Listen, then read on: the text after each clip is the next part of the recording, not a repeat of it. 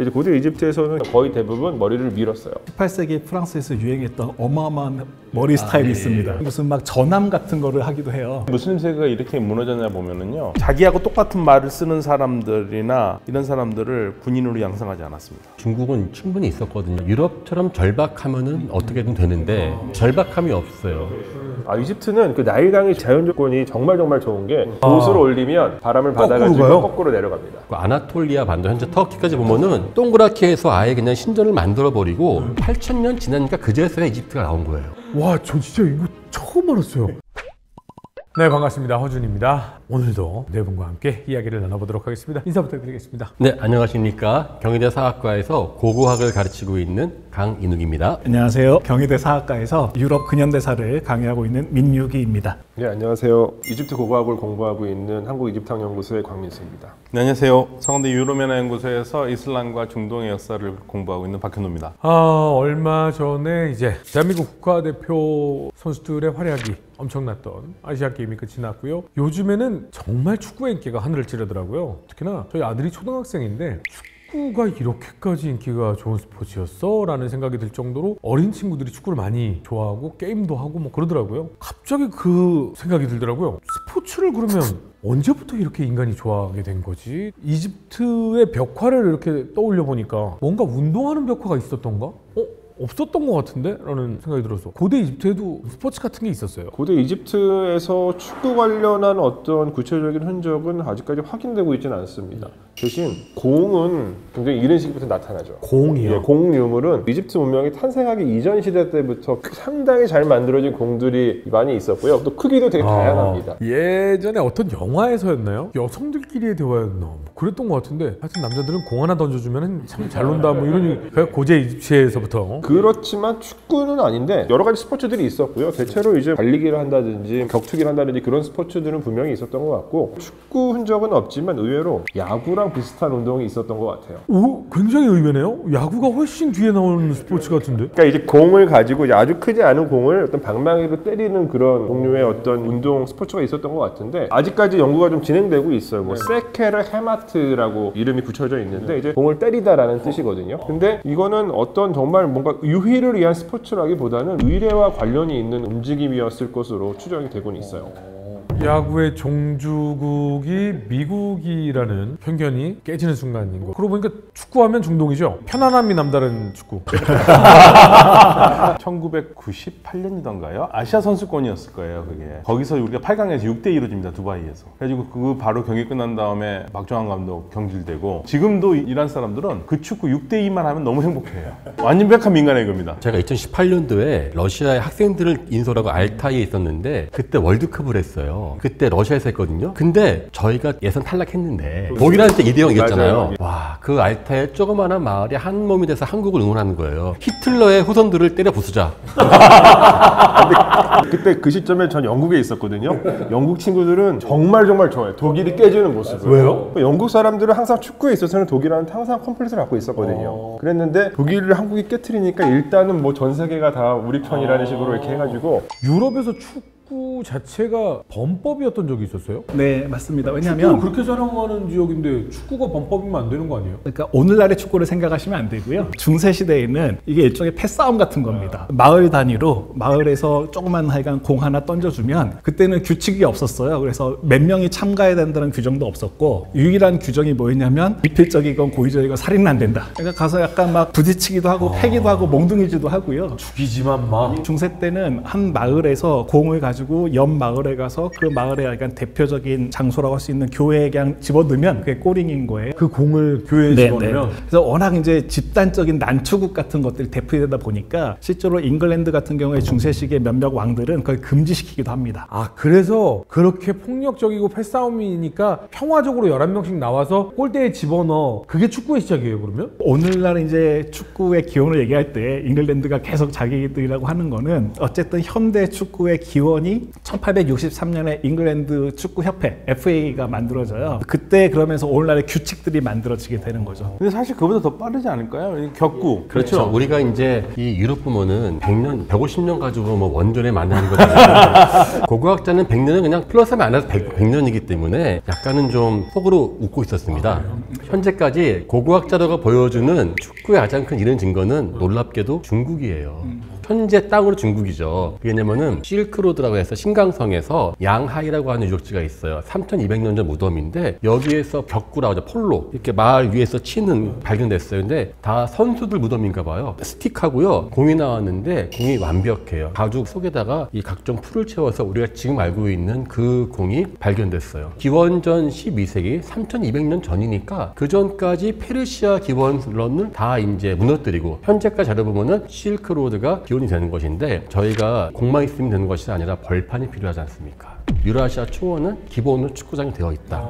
천연잔디. 그 다음에 동물이 많기 때문에 다양한 오줌보를 비롯해서 가죽을 구할 수가 있다. 그리고 말을 타야 되는데 말을 가장 잘 타고 사실 격구한다는 게 이게 쉽지가 않아요. 저희 같은 농경민족들은 말 타는 것도 어려운데 그 와중에 한쪽으로 이걸 친다는 건 어렵기 때문에 실제로 우리나라 조선시대 문과시험에서요 가장 어려운 관문이 격구였어요. 하지만 거기는 기본으로 되어 있으니까 폴로와 축구의 발상지가 현재 행정구역상은 이제 중국인데 중국 축구는 참 현대는 좀 문제가 있는 것 같아요. 아니 근데 물론 중국과 우크라이나는 일단 축구는 시키지 말자라는 뭐 요즘 우스갯소리도 좀 있긴 있는데 근데 폴로는 지금도 있는 스포츠니까 그 스포츠는 스틱으로 하는 거니까 그걸 안 쓰는 걸로 기원으로 따지자면 아닌 거 아니에요? 중국에서는요 축국이라고 하는 게 있어요. 축국이 기원전 3세기 때 처음 시작되긴데 중국이 그걸 발명한 게 아니라 기원 3세기 때 진나라 서쪽에 있는 서융이나 오랑캐가는 중국에서 본다. 우리가 볼 때는 유목민족 그쪽 사람들로부터 오는데 폴로가 오는데 말 못하잖아요. 우리는 야 그럼 말은 치우고 우리 그냥 발로 하자가 축국이 된 거예요. 그래서 말 이게 못하니까 네모난 경기장에서 둥근 공을 하잖아요. 이게 또 그 당시에 유행했던 중국 고대 철학과 맞물린 거예요. 천원 지방, 하늘은 둥글고 땅은 네모나다. 그래서 이것을 치면은 우리가 노는 것이 아니라 이 세상의 이치를 공부한다는 핑계를 대면서 한 거죠. 중국에서 그런 얘기를 오래전부터 했었어요. 그래서 이제 뭐 피파라든지 유럽에서도 그래 인정하겠다. 그런데 그게 오늘의 축구는 아니지 않느냐. 그러니까 고대 기원은 뭐 인정하겠는데 현대 축구의 기원으로는 인정 못한다. 갑자기 축구 얘기에서 폴로 얘기가 나와서 그러는데 인간이 뭘 타고 돌아다니기 시작한 게 결국은 이제 지금이야 자동차나 비행기나 뭐 이런 것들이 있지만 예전엔 동물을 탔잖아요. 유라시아나 북쪽에서는 말을 탔잖아요. 중동에서는 낙타를 타는 거죠. 이집트도 낙타를 타요? 지금은 이 낙타가 이집트에 많죠. 근데 이집트는 되게 놀랍게도 낙타의 흔적이 확인되는 건 이런 식부터 확인이 돼요. 그러니까 이집트 문명이 시작했던 시점, 초기왕조 시대나 그 이전 선왕조 시대 때부터 낙타가 가축으로 길러졌었다라는 흔적을 확인이 되는데 그 이후에는 잘 나타나지 않아요. 그럼 못 타요? 이집트에서는 꽤 오랫동안 아무것도 안 탔어요.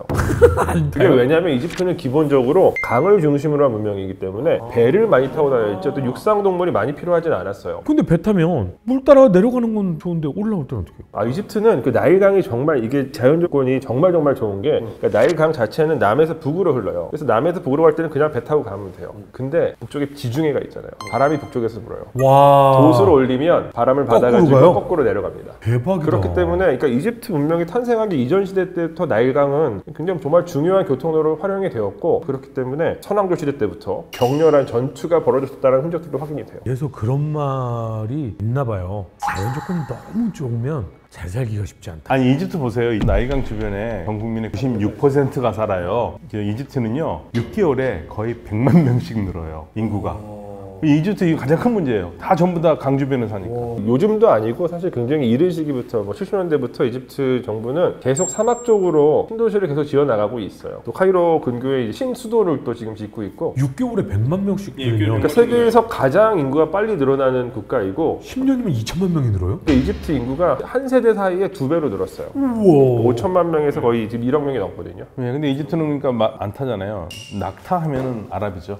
그렇죠. 예. 아랍은 무슨 말이냐면 아랍인들은 낙타에 기생해서 산다는 말이 있을 정도. 낙타 빠르지 않습니까? 빠르면 시속이 총 40km까지도 나와요. 엄청 빠르네요. 예. 그리고 물 안 먹고도 엄청 오래 가고요. 근데 낙타는 화나면 침을 그렇게 뱉어요? 침 많이 흘리긴 하더라고요. 낙타 오줌으로도 모욕도 합니다. 오줌을. 네. 난 낙타의 모든 걸 줘요. 하고. 유목민들한테. 하지만 낙타는 전 세계 역사를 바꾼 것이 아니라 중동 한정에서 바꾸지 않습니까? 역시 말을 빼놓고는 역사를 이야기할 수 없죠. 원래 말은 먹는 거였습니다. 목축동물이라고 해서 약 6,000년 전이면은 이제 말, 소, 낙타, 그러니까 이거는 제가 고르는 게 아니라 제가 살고 있는 땅이 골라주는 거예요. 이 땅 적합한 동물이 있으면 그걸 키우는 거죠. 말이 또 이게 맛있지 않습니까? 양도 크고 해서 적합한 목축동물인데 말, 목동들이 정말 화가 나는 게 있어요. 너무 빨라 도망가면.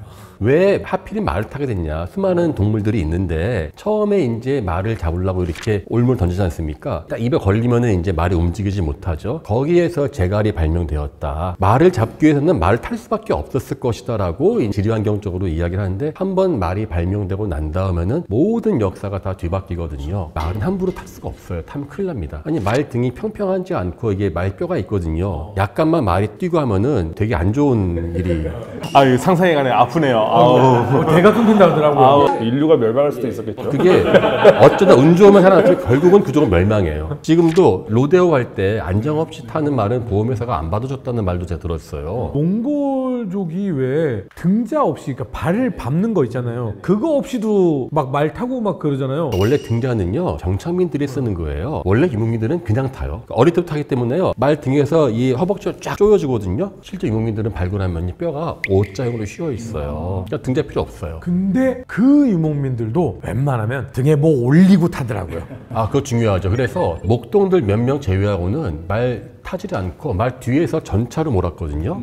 이집트로 갔었던 그 말도 전차 때문에 가고 람세스라고 히타이트 전쟁도 그렇고 그 모든 게 전차의 기원지가 바로 시베리아의 우랄 산맥이에요. 말로는 사만 못 건너요.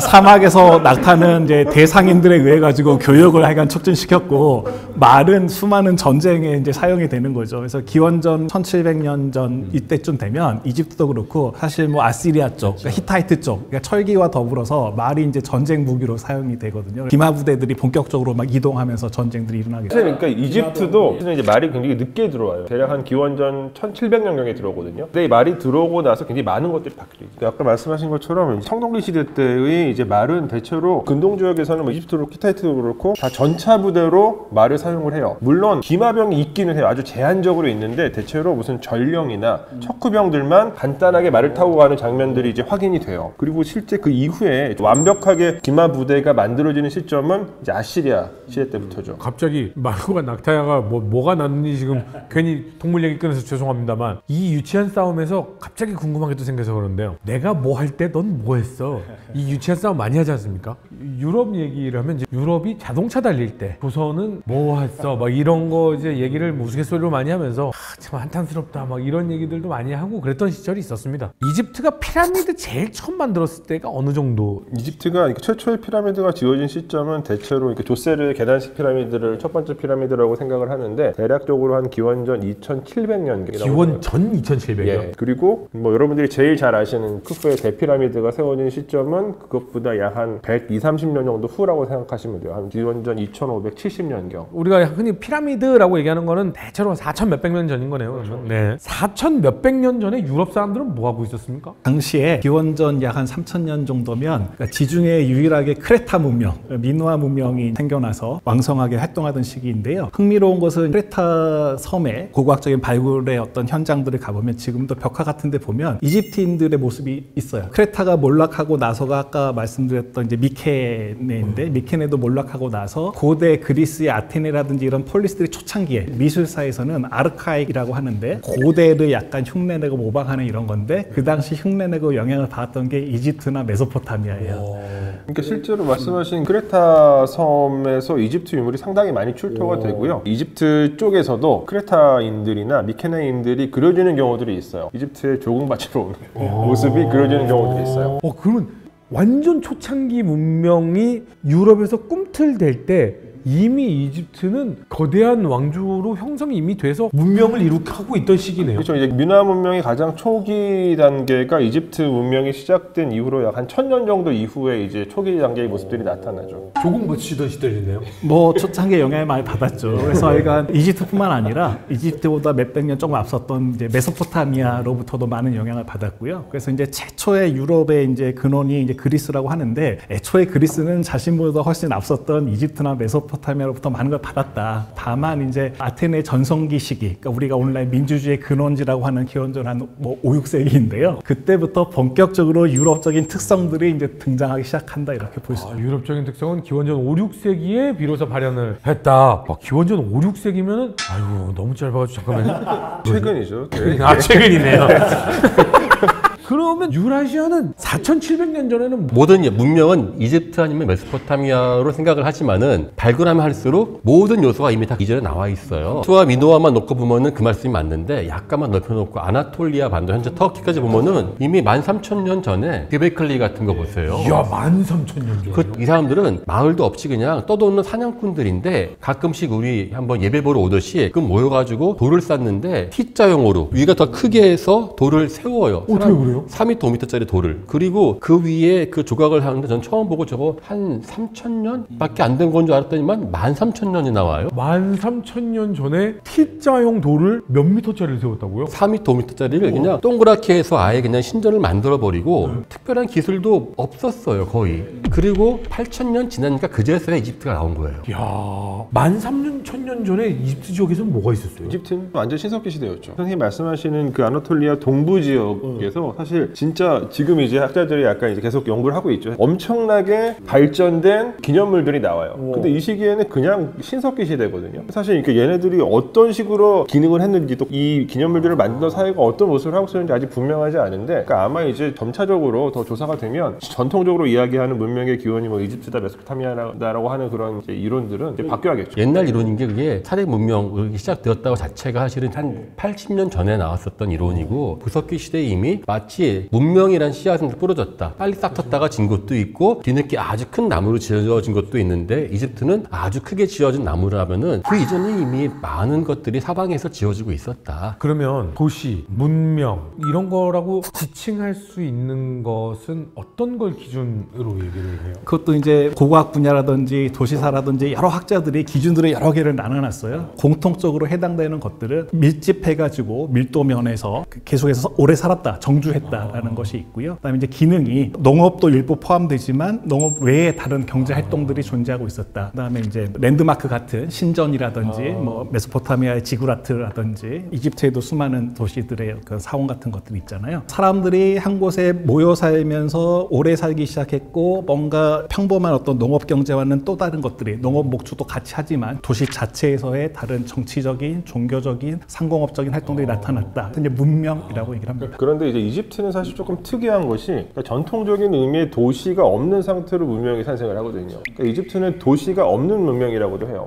그러니까 예를 들어서 메소포타미아 같은 경우는 이제 인구가 어떤 한 지역에 밀집해서 정주하기 시작하면서부터는 문명의 기원으로 삼는데, 이집트는 그런 기준을 삼지 않고, 이집트는 그 이집트 전체가 하나의 통일 국가로 만들어지는 시점 문명의 기원으로 삼아요. 그 이전에도 당연히 뭔가 이제 정치체들이 있긴 했는데, 놀랍게도 이 정치체들은 중심지가 딱 잡혀져 있는 도시의 형태는 아니에요. 나일강을 따라가지고 이집트는 약간 선형으로 형성된 문명이다, 이렇게 말씀드릴 수 있을 것 같아요. 메소포타미아는 현대로 치면 어느 지역이에요? 이라크 쪽. 이라크요. 네, 네. 아니 근데 이라크 지역이면 메소포타미아 문명 인류의 기원 중에 하나라고 불려지는 곳인데, 근데 너무 개발과 연구가 안 되고 있는 거 아닌가요? 우리나라에서는 그렇죠. 다른 나라에서는 많이 하고 있어요. 우리가 중근동에 대한 연구가 거의 바닥 수준이에요. 예를 들면 중동은 뭐 뉴스도 나오고 뭐 지금 서기도 있고 그러니까 필요하니까 얘기하지만, 고대 근동을 한 분들은 정말 한국에서 제일 힘든 분 중에 하나입니다.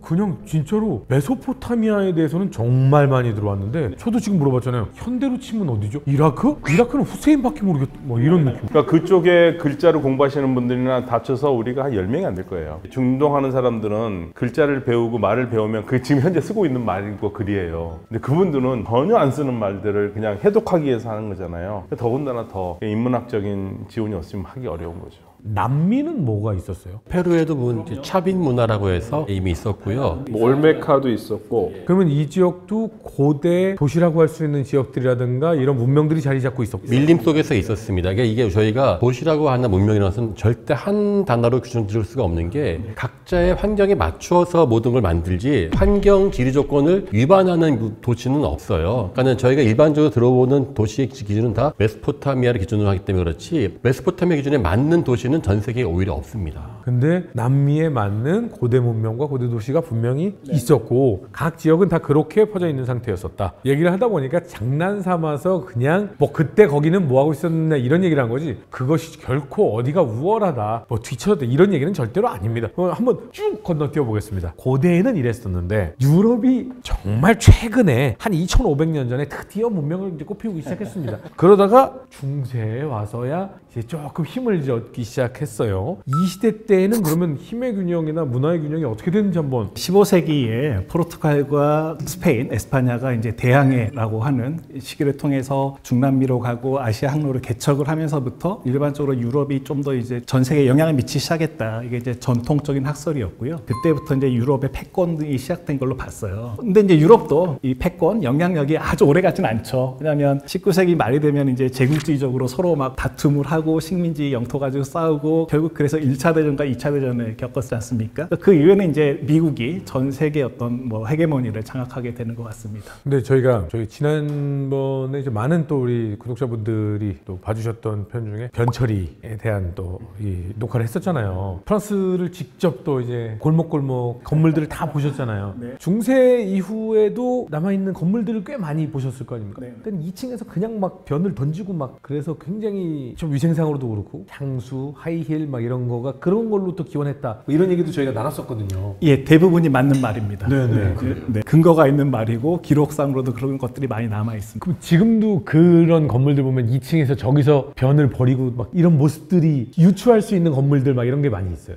중세 시대의 목조 건물로 지금 파리 시내에 남아 있는 건 많지는 않습니다. 왜냐하면 1850년대, 60년대 약 20년에 걸쳐 가지고 대대적인 근대적인 도시 개조가 일어납니다. 그게 나폴레옹 3세 치하에서였었고요. 그것이 어떻게 보면 전 세계 근대 도시의 모형이 됩니다. 우리나라나 일본이나 이제 19세기 말에 근대 도시를 꿈꾸는 사람들, 개화파들이 그러니까 치도론, 도로를 어떻게 잘 닦느냐 이런 것부터 시작을 하는데 그것도 이제 파리에서 있었던 그런 그 근대적인 도시 변화의 모습을 보고 영향을 받아서였고요. 그렇게 근대적인 도시로 변모한 다음에 1890년대 초에 지금도 파리 가면 모든 건물마다 그 벽에 붙어 있는 어떤 통 같은 거, 파이프 통 같은 걸 볼 수 있는데 그게 이제 말하자면 수세식 장치거든요. 그러니까 집안에서 모든 그 뭐 오물과 오수와 이런 것들을 다 통을 통해 가지고 지하 하수도로 보내는 시스템은 19세기 말에 돼서야 의무적으로 이렇게 만들어집니다. 그거 보면 참 동양이 모든 걸 다 앞질렀어요. 맞아요. 화장실도 한국은 이미 백제, 서기 4, 5세기 때 이미 등장하거든요. 백제 때요? 예, 오죽하면은 이 동아시아는 화장실 고고학이라는 분야가 따로 있어요.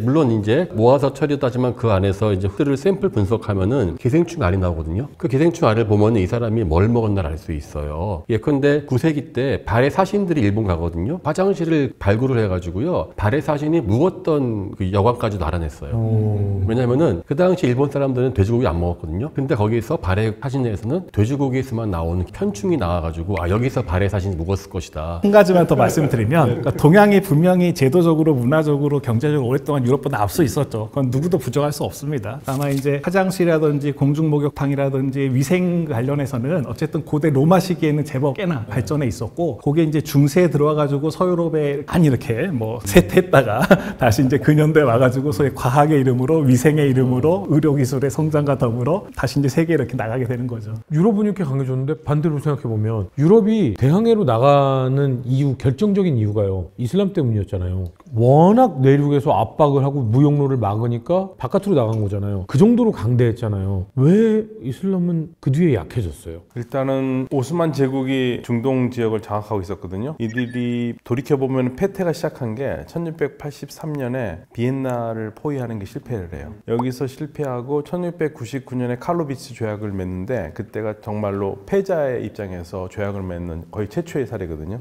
1699년이니까 7세기 말에 이미 자신은 모르지만 쓰러져 있었고 저는 그 포인트를 어디서 보냐면요. 중국의 예수회가 들어가거든요. 중국 예수회가 들어가는데 그때까지만 해도 중국의 그 천문관측들은 무슬림들이 하고 있었어요. 예수회가 2번 다 이깁니다. 정확한 계산으로. 원래는 천문관측은 이슬람이 정말 잘했었죠. 잘했죠. 그런데 유럽이 더 빠른 거예요. 그래서 흠층감을 꿰차요. 예수회가. 그래서 저는 이게 문명이 바뀌는 거라고 봤어요. 기술에서 앞서기 예, 그러니까 그게 17세기예요. 그러니까 17세기에 문제가 생기기 시작하고요. 그리고 18세기 보면 1798년에 나폴레옹이 들어오잖아요. 나폴레옹이 들어왔었을 때 싸웠을 때 맘룩 애들도 총이 있었거든요. 못 이겨요. 화력의 차이가 나요. 그러니까 맘룩 사람들은 5천에서 6천 명이 죽었는데 프랑스군은 30명밖에 안 죽었대잖아요. 그러니까 이미 17세기에 쓰러졌고 18세기부터는 완전히 달라진 건데, 근데 저는 그게 왜 그럴까 보면은 무슬림 사회의 특징이 오스만 제국이 같은 경우에는요, 유럽하고 좀 다르게 자기하고 똑같은 말을 쓰는 사람들이나 이런 사람들을 군인으로 양성하지 않았습니다. 그러면요? 다 용병을 썼어요.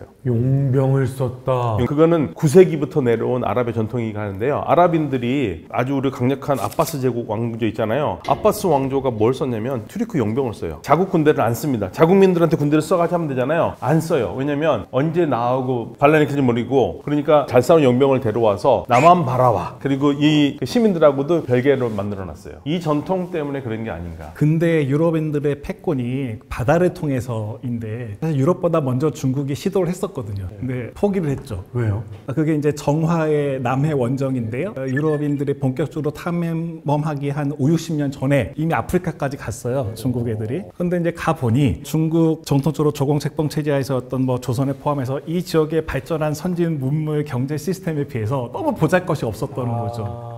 여기를 계속해서 뭐 어떤 상업적인 경제적인 어떤 이윤 추구의 동기가 전혀 없었고, 그다음에 이제 그게 명나라 초기인데 명 초기만 하더라도 원잔존 세력들이 북쪽에 있었어요. 그래서 이제 명이 바다로 나가는 걸 금지하고 다시 내륙으로 초원으로 이렇게 관심을 갖게 되고요. 사실 그게 보면은 이제 그런 모든 요소가 이미 중국은 충분히 있었거든요. 그러니까 기회가 많았는데 유라시아 초원도 그렇고 아시아를 보면 느끼는 게 유럽처럼 절박하면은 어떻게든 되는데 절박함이 없어요.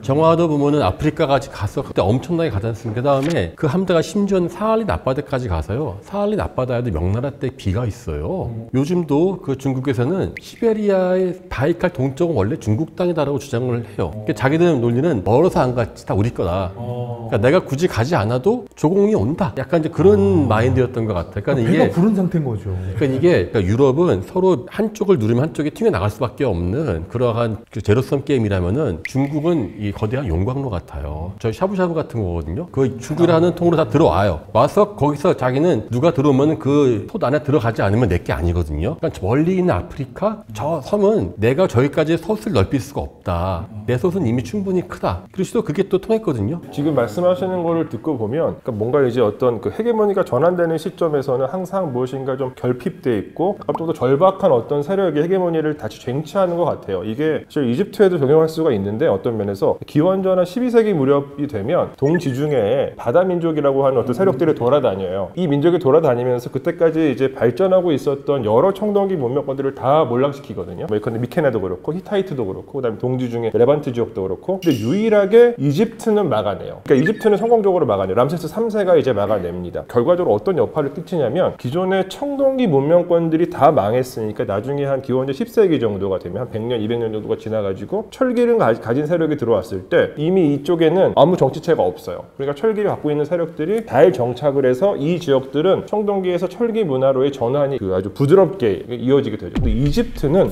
이게 청동기로 다 했어요. 청동기 갖고 있어도 다 할 수 있어. 어떤 이제 변화의 모멘텀을 갖지 못했던 거죠. 그렇다 보니까 이집트는 놀랍게도 이후에도 계속 청동기를 씁니다. 언제까지 쓰냐면 알렉산드로스가 들어올 때까지. 그래서 이제 그 전에 기원전 6세기 이럴 때 기원전 7세기 아시리아가 들어올 때도 마찬가지고, 아시리아는 완전 철기로 무장한 세력이었거든요. 아시리아랑 아무리 싸워도 이길 수가 없고 페르시아한테도 깨질 수밖에 없고 점차적으로 이제 몰락을 해가게 되죠. 공통점이 좀 있네요. 그게 절박함인 것 같아요. 제가 왜 무슬림 세계가 이렇게 무너졌냐 보면은요, 유럽은 계속 경쟁을 했어요. 근데 무슬림 세계에서는 그런 경쟁이 없어요. 사실 이렇게 이슬람 세력은 중세시대 때 너무나 완벽했거든요. 중국이 완벽했던 거와 마찬가지로. 그러니까 이제 변화에 대해서 그렇게 발전 이런 거 별로 이렇게 염두. 지금 보면 더할 나위 없이 좋은 시절이 너무 길었던 것 같아요. 이집트도 너무 좋잖아요. 아니 배가 아래로도 가고 위로도 간대요.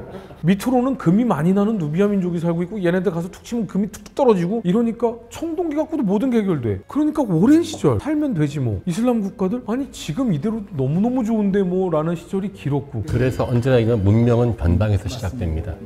그런 말 유명한 말 중국에서 영웅은 자금성에서 태어나지 않는다. 변방에서 태어나서 자금성을 차지하는 자, 배고픈 자가 자금성을 차지한다. 나폴레옹이 작은 성에서 태어났어요. 그 나폴레옹도 사실은 그 변방에서 태어났죠. 코르시카에 태어났기 때문에.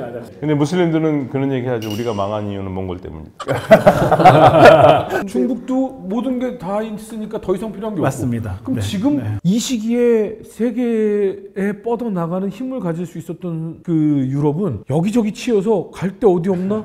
쭈이랑 구멍이 정말 무서운데 저 바다밖에 없네. 이거네요. 그 유럽 국가 내에서도 근대에서도 조금씩 이제 달라요. 그러니까 애초에 프랑스가 너무 강했는데 그 다음에 프로이센이 갑자기 비약적으로 성장해가지고 결국 프랑스보다 경제적으로 군사로 이겨버리고, 그다음에 영국도 애초에는 중세 때만 하더라도 프랑스보다 한참 아래였거든요. 근데 근대 이후에 다시 또 프랑스를 앞서가기 시작하고, 그래서 이제 너무 잘 갖춰진 어떤 제도와 환경과 시스템화에서는 사람들이 안주하고 그 안에서 성공과 출세를 노린다면 변방 쪽에서 그래서 사람 취급 못 받던 소련, 러시아가 지금 강대국 되고 미국도 마찬가지 않습니까? 그러니까 근데 결국은 문명은 계속 변하고 때문에 제가 요즘에 맨날 강조하는 게 있는데, 문명에 어떻게 잘 됐다는 거 보면 안 되고 어떻게 문명이 망했는가 우리 저도 집중해 볼 필요가 있다. 왜 잘 나가던 문명이 갑자기 꺾어졌나? 거기에 어떻게 본다면 우리 현대의 지혜가 더 필요하지 않나 싶어요. 한 사람의 사상이 다 망칠 수 있어요. 예를 들면 이슬람 세계에서 제일 뛰어난 학자라고 하는 알가잘리라는 사람이 있거든요. 이 사람이 법학자면서 신학자거든요. 이 사람이 철학자하고 싸움을 해요. 철학자하고 싸움을 할 때 이 사람이 했던 논변 중에 하나가 인과관계를 무시를 해버려요. 원인과 결과를 무시하면서 하는 거는 있을 수가 없잖아요. 왜 철학자들이 원인과 결과로 얘기해가지고 신을 얘기했으니까. 그래서 학자들끼리 싸우는데 결국 이 사람이 워낙 법학자로 유명해가지고 법학적으로 봤었을 때 철학이라는 학문은 해서는 안 된다라는 사실은 인식을 줘버려요. 그러면서 이슬람 세계에서 아리스토텔레스 철학이 끝나버리거든요. 어떤 의미에서는. 그리고 그게 이븐 루시드를 통해서 유럽으로 들어가요. 그 유럽의 사람들은 그걸 받아들여서 발전을 시키는데 정작 아랍 세계에서는 끝나버리는, 그게 결국에는 큰 패착이 아니었나. 그게 물론 1200년대부터 시작되는 건데 그게 쌓이고니까 이쪽에서는 그런 논리적인 발전이란다 이런 게 안 되고, 유럽에서는 기독교에서 계속적으로 하면서 개신교 나오고 그래서 계속 치고받고 싸우잖아요. 그러니까 발전한 거죠. 뭔가를 받아들일 준비를 항상 해야 됩니다. 살짝 뭔가 부족해야 되는 것 같아요. 결핍이 있어야 됩니다. 저희가 너무 진중한 얘기만 했으니까 마지막으로 살짝 가벼운 얘기 하나만 하고 마무리 짓도록 하겠습니다. 가벼운 얘기가 뭐냐면, 벽화를 제가 이집트 벽화 보고 여러 가지 그림들 보다 보면 한 가지 재밌는 게, 각 나라들이 조금 돈 벌고 힘이 생기기 시작하면 묘상한 쪽으로 빠지는 게 있습니다. 이게 꾸미는 문화거든요. 이집트에서는 노라조의 삼각김밥 머리. 그건 삼각김밥은 아니고 아마 그거 말씀하시는 것 같아요. 이게 파라오들이 쓰는 두건, 네메스라고 하는 두건이에요. 투탕카멘 황금 마스크에서 나타나는 이런 머리 같은 거. 그러니까 약간 삼각형이죠. 왜냐면 이렇게 이제 뒤로 매는 두건이기 때문에. 머리 독특한 헤어스타일 각 문화권별로 있지 않습니까? 두 가지인 것 같아요. 머리를 아예 밀든 아니면은 이렇게 머리를 따튼. 유라시아 특히나 북쪽은 좀 머리를 약간 밀죠. 머리를 밀고 하나 더 있어요. 현두머리를 해요. 어렸을 때 납작하게 만들어서 뾰족하게 우주인 머리를 만들어버려요. 만들어요? 초원은 어떻게 머리를 그렇게 어릴 때 이게 말랑말랑할 때요, 나무들을 대서 감습니다. 그러면은 변형이 와서 우리 그 옥수수 머리라고 하지 않습니까? 그게 다양하게 코네드가 뒤로 가기도 하고 뾰족하기도 하고 옆으로 퍼지기도 하고. 마치 중국 소수민족의 어떤 민족이 전종 만드는 그런 것처럼 뼈를 감싸서 그렇게 강제로 이걸 갖다 하루 좀 머리가 아프거든요. 적당히 풀어줬다 다시 또 감고. 이유가 뭐예요? 이 사람의 여권이죠. 주민등록증. 말로만 하고 모든 거 하기 때문에 내가 누군지 보여주려면 모자를 벗어서 보여주면 됩니다. 너는 우리 종족이구나. 이게 바로 우리 요즘에 금수저 하지 않습니까? 바로 그게 어렸을 때 만드는 거예요. 귀족들은 달라. 왜냐면 어릴 때 만들기 때문에 저희 왜 신데렐라의 신발 있지 않습니까? 그게 금관에도 적용돼요. 왜냐면은 금관을 쓰던 머리들은 다 현두머리이기 때문에 평민이 그걸 훔쳐가도 이게 머리 안 들어. 그러면 금관의 모양은 이상하게 생겨서 이거는 평민한테는 안 맞아. 작아서 일반인 쓰기에는 끼워야 되는 거구나. 이렇게 올라가나. 빠지죠. 우리가 흔히 뭐 티아라나 이런 금관들 보면 여기다 살짝 얹잖아요. 이렇게 지금은 이렇게 얹지만 옛날 옛적의 왕족들은 이게 머리에 쏙 들어가요? 그렇죠. 아프가니스탄에 신라금과가 똑같은 틸리아 테페라는 유적이 있는데 금관이 발견되는데 신라과 정말 비슷하거든요. 진짜 똑같더라고요. 저 봤어요. 예, 사진 근데 봤어요. 네. 그것을 썼던 그 여사제가 편두머리를 하고 있어요. 일종의 세손무예요. 그러면 우리나라도 신라 때도 그렇게 했다는 얘기네요. 예, 신라 때도 보면 우리 기마 이무노토기 있지 않습니까? 보면은 기마 이무노토기가 있으면 옆에 그 사람을 인도해주는 일종의 시종인데 둘이 머리통이 달라요. 기마이는 뾰족 머리고 옆에 있는 그 시종은 이렇게 넓적한 일반인 머리예요. 와, 저 진짜 이거 처음 알았어요. 너무 재밌다. 그래서 이게 편두머리라는 게 전 세계 공통인 게요. 흉노하고 훈족이 그걸 가장 많이 했거든요. 훈족이 아까 제가 유럽에 황금이 갔다는 거 있지 않습니까? 황금과 함께 같이 간 게 훈족의 머리 스타일에 가고 여자들은 위에 가채를 딱 얹어서 화려하게 얹기도 하고 저희가 왜 몽골 보면 이게 화려한 가채 있지 않습니까? 그분들이 게르 들어갈 때 어떻게 들어갔을 것 같아요? 막 이렇게 하고 들어가요. 반대로 들어갑니다. 이렇게 뒤로 마이클 잭슨의 문워킹처럼 예, 이렇게 들어가야 돼요. 뒤로. 그러니까 18세기 프랑스에서 유행했던 어마어마한 머리 스타일이 있습니다. 약간 마리 앙뚜아네트 이런 게 마리 앙뚜아네트가 전 귀족 여성에게 유행을 시켰습니다. 그 막 머리 막 동글동글 해가지고 이렇게 만드는 거. 계속 올라갑니다. 선풍기처럼 이렇게 우리가 그것도 가짜 머리예요? 그럼요, 가짜 머리죠. 철사로 이렇게 틀을 만든 다음에 약간 솜이라든지 막 해가지고 높게 올린 것도 있고요. 아니면 여기 무슨 막 전함 같은 거를 하기도 해요. 전함을 올려요? 네. 그러니까 프랑스가 저기 영국한들 한번 이긴 적이 있어갖고 그걸 기념하기 위해서 마리 앙뚜아네트가 하고 나타난 실제로 이미지들이 있습니다. 그러니까 과시하는 거죠. 그러니까 귀족들이 남들보다 내가 좀 더 낫다. 그만큼 많은 어떤 시간과 노력과 비용도 나름대로 디자이너들이 와서 해줘야 되니까. 이게 그냥 장난으로 그린 그림이 아니라 실제 있었던 겁니다. 이렇게 머리를 했다고요? 네, 맞습니다. 근데 이게 고대 이집트에서도 사실 머리 스타일이 어떤 자기의 사회적 정체성을 드러내는 데 있어서 중요한 수단이 됐어요. 뭐 어느 사회나 마찬가지겠죠. 이제 고대 이집트에서는 특히 이제 상류계층 남성들은 거의 대부분 머리를 밀었어요. 머리를 밀고 그리고 나서 이 사람들은 머리 스타일을 통해서 어떤 표현한 것이 아니라 가발의 모습으로 자기의 정체성을 드러냈는데 재밌는 거는 상류계층들의 가발은 자기 머리로 만들지 않아요. 다른 사람들의 머리를 가지고 만들어요. 그게 무엇인가 그 사람들에 대한 일종의 어떤 우월한 지위를 나타낸다, 뭐 지배권을 나타낸다고 해가지고 다른 사람 머리를 사용해서 만든 가발을 주로 사용을 했고 남성들 기준으로 할 때 지위가 이제 높은 아주 상류계층의 귀족들은 오늘날로 치자면 약간 단발머리 정도 되는 길이의 가발을 썼어요. 이제 이집트의 어떤 이제 벽화나 부조들을 보시면 뭐 가발을 쓰고 있는데 약간 이렇게 뭐랄까 이렇게 동그란 가발,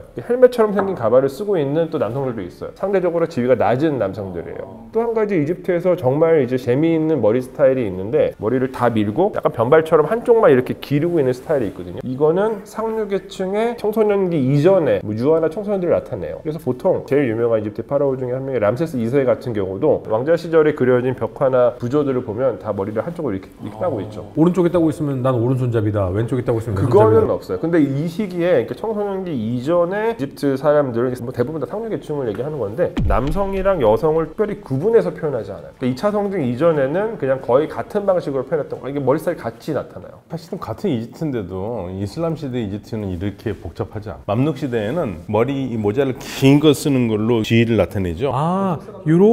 이렇게 사선으로 위로 벌어지는 그 모자 같은 거요? 약간 갈수록 좁아지는 모자를 이렇게 길게 써요. 관직을 나타내고 높은 걸 나타냈던 그런 거 하죠. 그러니까 무슬림들 기본적으로 모습을 바꾸는 거 문신이라든지 가발이나 이런 거는 금지예요. 무슬림은 그냥 머리에 이렇게 동글동글한 거 쓰는 거 아니에요? 그러니까 요건 쓰죠. 사우디아라비아는 걸 쓰는데 그러니까 기본적으로 무슬림들은 염색을 하거나 분신을 하거나 그래서 신분을 바뀔 수 있는 것들은 못하게 돼 있어요. 그러니까 무슬림들 사실 깔끔해요. 어떤 면에서는 뭐 문화가 많이 발전 안 했다고 할 수도 있겠지만 이거 화려하고 하는 거 없어요. 예를 들면은요 가장 인상적인 게 뭐냐면 지금 예루살렘 얘기 많이 하잖아요. 예루살렘이 638년에 정복을 하거든요 무슬림들이. 그런데 당시에 그 소프로니우스라고 대주교가 그리스 정교회죠. 자기 항복을 하는데 높은 사람이 와야 된다고 그래가지고 우마르가 와요. 칼리파 당시에 그러니까 이슬람 세계 최고 지도자가 누구 데리지 않고 낙타 타고 옵니다. 낙타 타고. 낙타도 힘드니까 번갈아 가면서 시종하고 둘이 타고 오는데 진짜 아무것도 안 입고 있으니까 이 주교가 보고 이 사람이 진짜 칼리파인가? 이게 놀라울 정도로 너무 소박하고 항복을 받는데 낙타가 너무 소박하잖아요. 그러니까 자기는 로마 시대 대주교들이 타는 사람들이 가마 같은 거 있는데 그걸 주니까 나는 그거 안 탄다. 그러면서 내가 어떻게 이 신성한 도시에 들어가는데 그렇게 들어가냐면서 맨발로 들어갑니다. 예배를 하려고 그러니까 대주교가 같이 예배되니까 자기 교회에서 당신하고 같은 교회에서 예배 안 한대. 왜 하느냐니까 분명히 우리 그 군인들이나 나중에 내가 예배했던 장소를 모스크로 만들 텐데 그러면 니네 성당이 없어진다. 이런 사람들이에요. 그러니까 깔끔한 사람들입니다. 머리 이제 얘기가 나와서 마지막으로 뭐 말씀드리면 여성들의 헤어스타일뿐만 아니라 남성들도 키를 커 보이게 해서 높은 모자를 쓰곤 하잖아요. 그러니까 영국의 버킹엄 궁전의 이제 근위병들도 마찬가지고 엄청나게 큰 모자를 쓰잖아요. 그럼 왜 그런 거 쓰는 거예요? 군인으로서 더 건강하고 위압적으로 보이죠. 그러니까 경비를 서야 되는데 나폴레옹 같은 경우에 키가 오늘날로 얘기하면 한 1m 69에서 1m 70 정도가 되거든요. 근데 당시 프랑스인 키보다는 꽤 큰 키였어요. 작다라는 얘기를 많이 들었는데 그 이유는 주변에 늘 적이었다 갈지 모르니까 키 큰 호위병들이 다녀서 상대적으로 키 큰 애 사이에 있으니까 170도 작아 보였던 거예요. 그러니까 원래 그 당시 프랑스 척탄병들의 어떤 신체 조건이 기본적으로 175가 넘어야 되는 조건이었다고. 원래 척탄병 자체가 워낙 무거운 거를 멀리 던질 수 있는 힘이 있어야 되고 근위병들은 워낙 체격이 좋은 사람들이라 키가 크니까 그렇게 보일 수 있었겠다는 생각이 드네요.